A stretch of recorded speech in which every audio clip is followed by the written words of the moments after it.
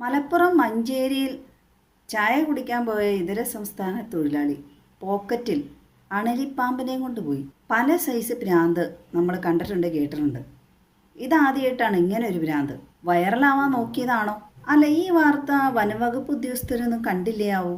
പുള്ളീനെ ഈ പാമ്പിന് ഒരു ചായ മേടിച്ചു കൊടുക്കാന്ന് ഓർത്തൊക്കെ കൊണ്ടുപോയതാണോ? ഇതാണെങ്കിലും പാമ്പ് പുള്ളിനെ കടിച്ചു.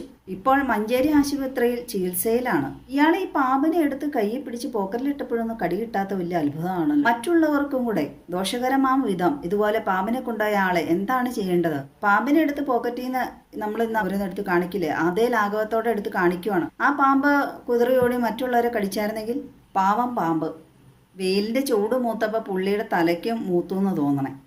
ഇനിയിപ്പോൾ മാനസിക രോഗം ആ പേരിൽ ഇനി അയാളെ വെറുതെ വിടുമെന്തോ. ചായ കുടിക്കാൻ എത്ര ആൾക്കാർ വരും, അല്ലെങ്കിൽ എത്ര പേര് ആ വഴി ഇയാൾ പോണ വഴി കൂടെ നടന്ന് പോണ്ടാവും. വെറുതെ നിരപരാധികളായ ഒന്നും അറിയാത്തവർക്ക് കൂടി കടി കൊടുക്കേണ്ട വന്നേനെ. പക്ഷേ പാമ്പിന് ബോധമുണ്ട്, അതുകൊണ്ട് അയാളെ തന്നെ കടിച്ചോളൂ.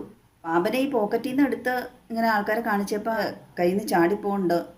അപ്പോൾ ആൾക്കാരൊക്കെ ഭീതിപ്പെടുത്തിയപ്പോൾ ഒരു ചെറിയൊരു പേടി അയാൾക്ക് തോന്നി. ഇയാൾ ഈ പാമ്പിനെ എടുത്ത് കയ്യിൽ പിടിച്ച് പോക്കറ്റിലിട്ടപ്പോഴൊന്നും കടി കിട്ടാത്ത വലിയ അത്ഭുതമാണല്ലോ. പാൻറ്റിൻ്റെ ഉള്ളിൽ കിടന്ന് എന്തെല്ലാം നാറ്റം സഹിച്ച ആ പാമ്പിനെ സമ്മതിച്ചേ പറ്റിച്ച് ആ പാമ്പിന് അവാർഡ് കൊടുക്കണം.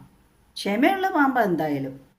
ആദ്യമായിട്ടായിരിക്കും ഒരാളെ പാമ്പ് കടിച്ചു എന്ന് പറയുമ്പോൾ ഒരു പാമ്പിന് ഇത്രയധികം ഹൈപ്പ് കൊടുക്കുന്നത്. ഈ വാർത്തയുമായി ബന്ധപ്പെട്ടുള്ള ന്യൂസ് ചാനലുകളുടെ അടിയിലെ കമൻറ്റുകളൊക്കെ കണ്ടാൽ സത്യം പറഞ്ഞാൽ ചിരി വരും. ഒരിക്കലും ഒരാളെ പാമ്പ് കടിച്ചു എന്ന് നോക്കുമ്പോൾ നമുക്ക് ചിരിക്കാൻ പറ്റില്ല. പക്ഷെ ഇത് വ്യത്യസ്തമാണ് തികച്ചും. അവൻ ചത്തില്ലേ, അവന് ചത്തില്ലെങ്കിൽ ആദരാഞ്ജലികൾ. വല്ല കഞ്ചാവോ മയക്കുമരുന്നൊക്കെ കുത്തി കയറ്റിയിട്ട് കാണിക്കണമായിരിക്കും.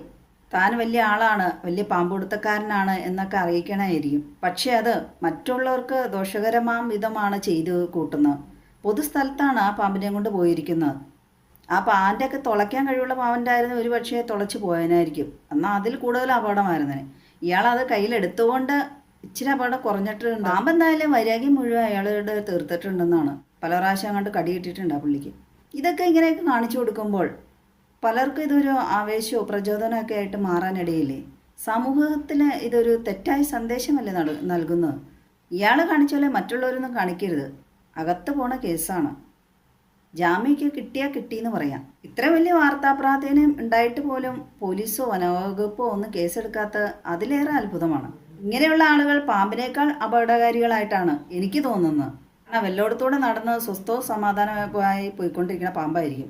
വേലിയിരിക്കുന്ന പാമ്പിനെ എടുത്ത് തോളിലേറ്റി എന്ന് പറഞ്ഞ് കേട്ടിട്ടില്ലേ? ആ ചൊല്ലൊന്ന് മാറ്റി പിടിക്കണോ.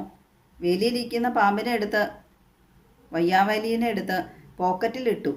ഞങ്ങളുടെ നാട്ടിലേക്കാണെങ്കിൽ പറയും, എവിടെ നിന്ന് കുറ്റിയും പറിച്ചുകൊണ്ട് വരുവാണ് ഇങ്ങനത്തെ സാധനങ്ങളൊക്കെ.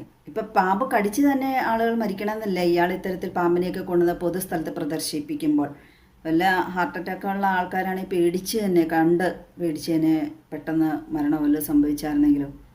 പൊതുസ്ഥലത്ത് അഭ്യാസമൊക്കെ കാണിച്ച് ആളുകളെ വേണ്ടാത്ത ആശങ്കയിൽ ആഴ്ത്തി തീർക്കുന്ന ഇത്തരക്കാർക്കെതിരെ നല്ല നടപടി എടുക്കണം. ഇനി ആരും ഇതുപോലെ ചെയ്യരുത്, ആവർത്തിക്കരുത്.